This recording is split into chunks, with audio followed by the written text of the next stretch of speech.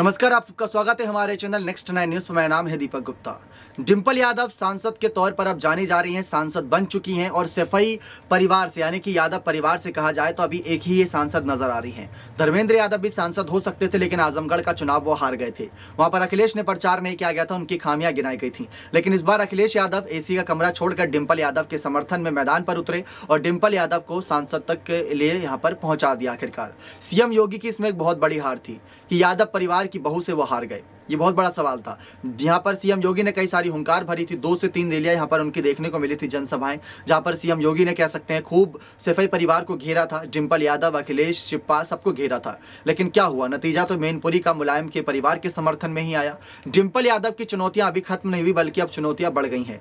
अब वो परिवार के सदस्य के साथ साथ सपा पार्टी की भी एक बहुत ही इंपॉर्टेंट सदस्य भी हैं, क्योंकि जैसा कि हमने जिक्र किया कि सफाई परिवार से अभी एकमात्र सांसद के तौर पर वही हैं, तो उनके लिए बड़ी जिम्मेदारियां ये हैं कि सांसद में अगर कोई ऊंच नीच कोई बातचीत होती है तो उस मुद्दे को डिंपल यादव आगे करें, और साथ ही साथ अगर उनके खिलाफ यानी उनके पति के खिलाफ कोई आवाज बुलंद करता है तो सांसद के तौर पर डिंपल यादव की आवाज ज्यादा इंपैक्ट डालती नजर आएगी, ज्यादा प्रभाव वहां से पड़ेगा। सीएम योगी आदित्यनाथ की सरकार, उनके तमाम मंत्री, उनके तमाम समर्थक, कार्यकर्ता, नेता यही चाहेंगे कि डिंपल यादव को जल्द से जल्द इस पद से हटाया जाए। 2024 में लोकसभा चुनाव है और लोकसभा चुनाव के दरमियान ये सारी सीटें फिर से चर्चाओं में रहेंगी। चर्चा इस बात की होगी कि क्या डिंपल यादव चुनाव जीत पाएंगी, क्योंकि वहां पर अखिलेश यादव की नजर सिर्फ मैनपुरी ही नहीं रहेगा। मैनपुरी में इस बार उन्होंने हर गली चौराहे तक जाकर समर्थन मांगा था, हर एक घर को कहीं ना कहीं खटखटा कर कोशिश ये करी थी जहां तक पहुंच सकते थे वहां तक जाकर रैलियां करी, जनसभाएं करी। दिन भर में 3-3, 4-4 जनसभाएं करना, रैलियां करना, जनता के बीच मौजूद रहना,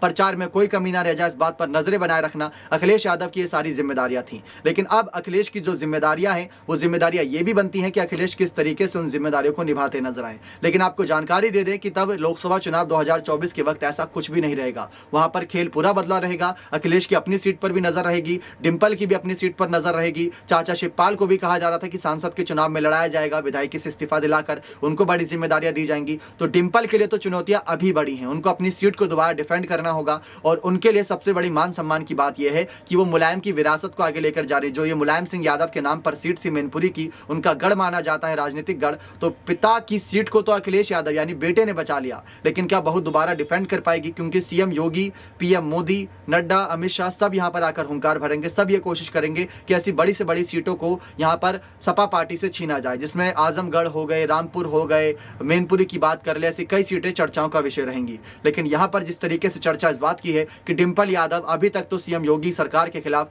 सही साबित रही, और अभी जब से उनका कहीं ना कहीं रुख बदला है, सियासी समीकरण उन्होंने बदले हैं, अपनी सोच बदली है, अखिलेश के साथ अब साथ नजर आती है, चाचा शिवपाल का भी साथ मिला है, तब से सपा पार्टी बदली से नजर आ रही है। लेकिन 2024 के लोकसभा चुनाव दूध का दूध और पानी का पानी कर देंगे कि कौन कितने पानी में है, कौन कितना ज्यादा समर्थन पाता है। सीएम योगी क्या बाजी मार पाएंगे? क्या यहाँ पर जितनी भी लोकसभा सीटें हैं उत्तर प्रदेश में से उसमें से कितनी ज्यादा सीटों पर सीएम योगी बाजी मार पाएंगे? आपको क्या लगता है कि क्या बिना अखिलेश यादव के डिंपल यादव इस सीट पर कभी जीत पाएंगी? क्या ये चुनौतियां पूरी कर पाएंगी? तो अपनी राय कॉमेंट सेक्शन में जरूर रखिएगा। बहुत बहुत धन्यवाद।